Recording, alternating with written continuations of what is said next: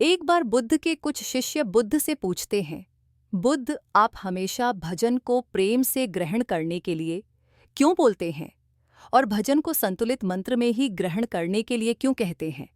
क्या अगर हम उसे भजन को प्रेम से ग्रहण नहीं करेंगे तो क्या वह भजन नहीं रहेगा? या फिर अगर हम भजन को ज्यादा मंत्र में ग्रहण करेंगे तो क्या वह इसका कार्य करेगा? बुद्ध ने कहा, हम जैसा भजन ग्रहण करते हैं हमारे विचार इसके अनुसार होते चले जाते हैं। भजन से यहाँ बुद्ध का मतलब उन सभी चीजों से है जो भी हम ग्रहण करते हैं, फिर चाहे वो खाद्य पदार्थ हों या फिर जानकारी, ये दोनों ही चीज हमारे जीवन को गहराई से प्रभावित करती हैं। बुद्ध अपने शिष्यों से कहते हैं, मैं तुम्हें एक छोटी सी कहानी सुनता हूं, इससे तुम इस बात को अच्छे से समझ पाओगे। एक समय की बात है, एक साधु जंगल में अपनी कुटिया बनाकर रहा करते थे। जो भी व्यक्ति उनके पास अपनी समस्या लेकर जाता वह उसकी समस्या का पाल भर में समाधान कर धीरे धीरे आसपास के गांव के लोग भी उन साधु के पास अपनी समस्या का समाधान पूछने आने लगे और वो सभी की समस्याओं का समाधान कर देते। धीरे धीरे उनकी प्रसिद्ध गांव से नगरों और नगरों से राजधानी तक पहुंच गई। साधु की प्रसिद्ध की बात उसे राज्य के राजा के कानों पर भी पड़ी। तो एक दिन राजा अपने मंत्री और सेनापति के साथ साधु महाराज से मिलने पहुंचे। राजा ने साधु से कहा, महाराज, मैंने आपके बहुत चर्च सुन है।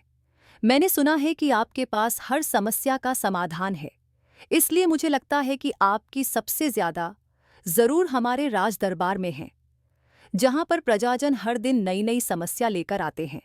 आप यहाँ जंगल में व्यर्थ ही अपना समय क्यों बर्बाद कर रहे हैं? आपको तो यहाँ ठीक से खाना भी नहीं मिलता होगा, जंगली फल तोड़कर खाने पड़ते होंगे, पत्थरों पर सोना पड़ता होगा। आप हमारे साथ हमारे महल, संगीत दी जाएगी, खाने पर स्वादिष्ट व्यंजन और पकवान, आप उनका स्वाद लीजिए।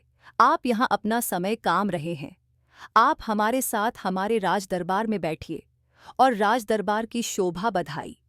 वह साधु उसे राजा से बहुत माना करते हैं, लेकिन वह राजा नहीं मानता, उनके चरणों में गिर पड़ता है और अंततः वह उन साधु को अपने साथ महल ले जाता है और महल में वह राजा उन साधु को हर तरह की सुख सुविधा देता है।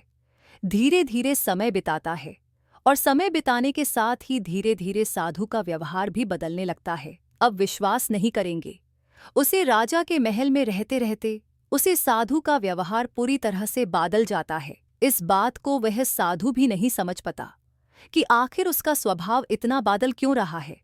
फिर एक दिन अचानक मौका प्रकार उसे महल से भाग जाता है, लेकिन वह अपने साथ कुछ कीमती समाज लेकर भगत है, जिसमें रानी संगीत होती हैं। जब राजा को साधु की चोरी का पता चला है तो वह अपनी सिपाही उसके पीछे भेज देता है।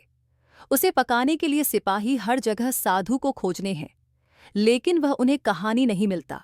वह साधु जंगल की तरफ भगत है और भागते भागते तक जाता है। तब जंगल के बिशन बीच आकर एक पेड़ के नीचे बैठ जाता है। जैसे वह उसे पेड़ के नीचे बैठता है, पेड़ से एक फल टूटकर साधु के पास गिरता है।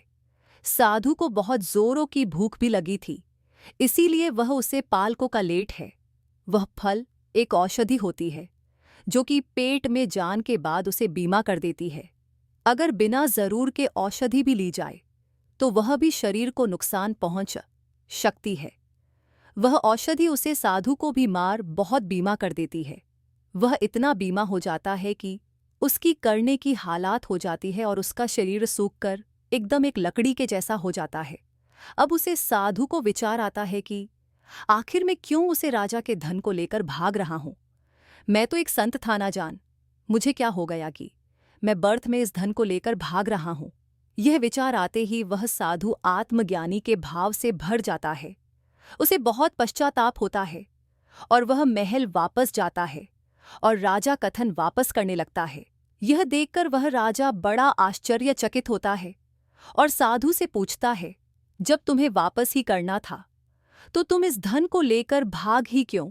यह सुन वह साधु राजा से कहता है, क्षमा कीजिए राजन, परंतु पिछले कुछ महीना से मैंने आपका अन्न खाया है, इसीलिए मेरी सोच बिल्कुल आपके जैसी हो गई थी।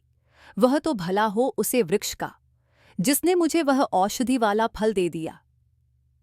फल दे दिया जिसे खाने से मेरा शरीर बीमा पद गया, और आपका जितना भी मैंने खाया था वह सब उसे बीमारी में निकाल गया। और तब जाकर मुझे होश आया कि मैं कितना गलत कर रहा था। वह साधु उसे राजा से कहता है, आपका जितना भी धन है वह आपने मेहनत करके नहीं पाया, उससे या तो आपने छीना है या फिर वसूल है, इसीलिए इस धन के सेवन ने मेरी बुद्धि भ्रष्ट कर दी थी।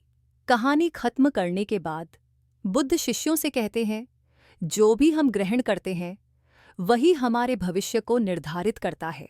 इसीलिए मैं आप सबसे कहना चाहता हूं कि कुछ भी ग्रहण करने से पहले इस चीज़ को ज़रूर देखें कि जिसे आप ग्रहण करने जा रहे हैं वह कहाँ से आता है।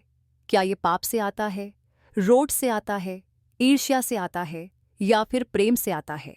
क्योंकि जो भी आप अपने भीतर ग्रहण करते हैं, चाहे वह भजन हो या फिर विचार, ये दोनों ही तय करते हैं कि आपका भविष्य कैसा होगा। दोस्तों, आशा करता हूँ कि आपको इस कहानी से कुछ अच्छा सीखने को मिला होगा। धन्यवाद।